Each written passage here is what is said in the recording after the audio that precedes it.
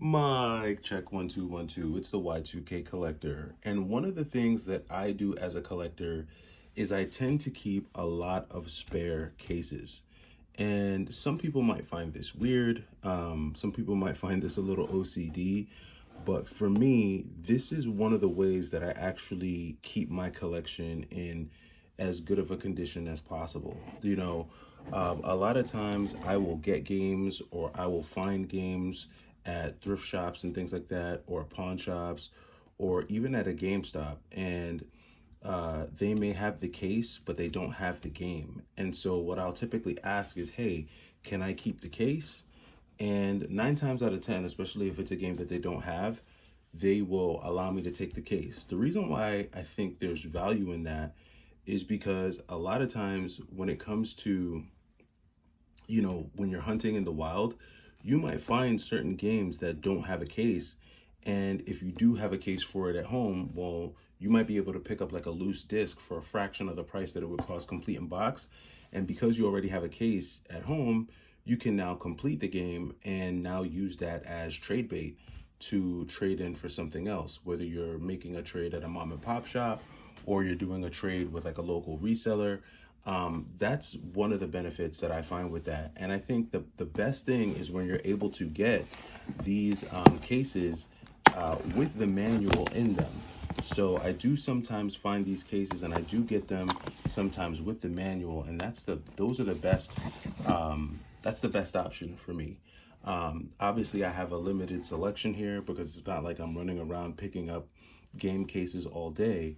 But what I will do in some cases is, for instance, let's say I find a really good Nintendo Wii game, but it just so happens to be the case happens to be destroyed, but there's really no damage to the cover art or the manual. What I'll do is I'll typically ask for like some sort of discount. If I'm especially if I'm buying it from like a mom and pop shop, I'll say, well, hey, look at this case. This case is completely damaged. Can I get 20% off? Can I get 15% off for the damage on the game? And knowing in the back of my mind that I'll just be able to take it home and do a case swap, that's one of the things that I'll do as well. I always keep on hand a few spare GameCube blank cases and PlayStation 2 blank cases, because what I tend to find out in the wild is that there's obviously a lot of PlayStation 2 games, there's a lot of GameCube games, but a lot of times I'll find like really like highly valuable PlayStation 2 games, and they'll just be in crappy cases, especially if they're coming from GameStop. GameStop employees, they don't necessarily handle games with care, and a lot of times they don't really know like what they have. Some of them do. Some of them understand, when they have like a more expensive game in their hands, but to them, a game's a game's a game. So they're just gonna take these games and throw them all over the place and not really care about, how they're treating the game. So usually, like a damaged case is not going to be enough to stop me from buying a game. I'll buy a game if the case is damaged, and then I'll just go home and do a case swap. The only time I might pass on a game is if there's like an actual rip or tear in the cover art, then I might pass on that because like you can't repair that. There's nothing you could do about that. Or if there's like severe water damage, like when a game is severely water damaged, the cover art is severely water damaged, sometimes I might pass on those games as well. Now, there have been exceptions.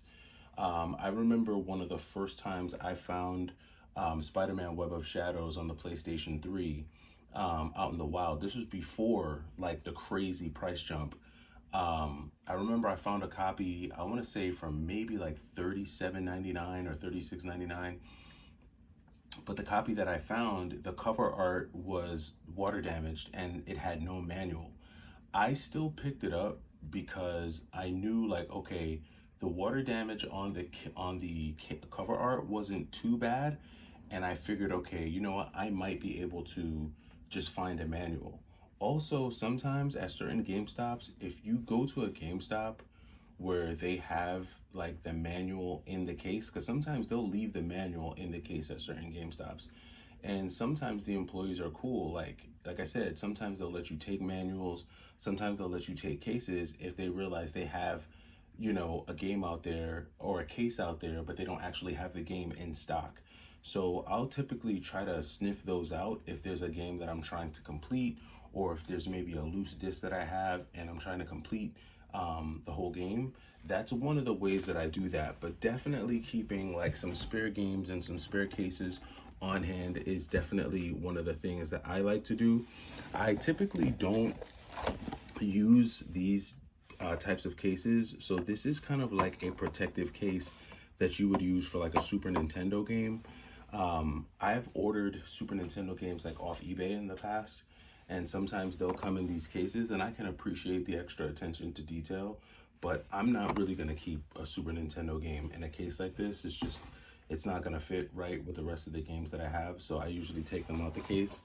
You also have these types of protective cases, which these are the cases that you would use to protect like a Sega CD game or a Sega Saturn game. And while I do have certain Sega CD and certain Sega Saturn games that would probably benefit from a little bit of extra protection, I typically don't use these cases when I have them on the shelf, because it just makes aligning everything up on the shelf a little bit more difficult. It's one thing if I have all of my Sega CD games in this type of case, but when you have like some with that case and some without, it just makes things uneven, and it makes it a little bit, you know, just more challenging for you to stack things on the shelf. But you know, there's different things that we do as collectors to, you know, try to keep our collection in the best condition possible. You know, some collectors, they do not care about condition. You have some collectors who will collect anything. They'll collect loose disc, loose cart. They'll collect a manual if it's got a bunch of tears in it. You know, they'll collect anything. Like for a while, I used to collect games that would have like this sticker across. I stopped collecting that as well, just because I'm a little bit OCD. Even though a lot of times you guys get on me because my games aren't organized, like they're not properly organized on the shelf. But when it comes to condition at this stage of my collecting, I'm a little bit OCD. So I do like to have the games that are in my collection. I do like to get them in the best condition possible. And to be honest with you, condition is one of the big reasons why I might pay up for a game. You know what I'm saying? Like for instance, I might go to GameStop and find Legend of Zelda Twilight Princess on the GameCube. And if they're asking $100 for the game, but the game is in like new condition, I'll be a lot more willing to buy that game versus if they have Twilight Princess, but it's disc only, or it's disc in case, but no manual, and the case is just destroyed. I'll probably leave that behind because, you know, GameStop and sometimes even a lot of mom and pop shops, they don't factor in condition when they're pricing these games. But as a collector, that's a huge factor for how you value a game. And even if you look on eBay, you might see the same game posted by 5 different sellers, but they may range in price. You know, they may be, you know, there may be 5 to 10% that separates them because of the condition. So this is just a little bit of a tip for anyone who's, you know, if you're at that point where condition matters and you like to have everything complete in box and in best condition, I would say hang on to your cases. Try to find a box or a place that you can store them, so that if you do get a really valuable or rare game that you want to be in a really good case, you'll at least have some extras on hand. But let me know what you guys think. What are some of the things you do to keep your condition in the best, or to keep your collection rather in the best condition possible? Let me know down in the comments, and I'll catch you in the next video. It's the Y2K Collector. Take it easy.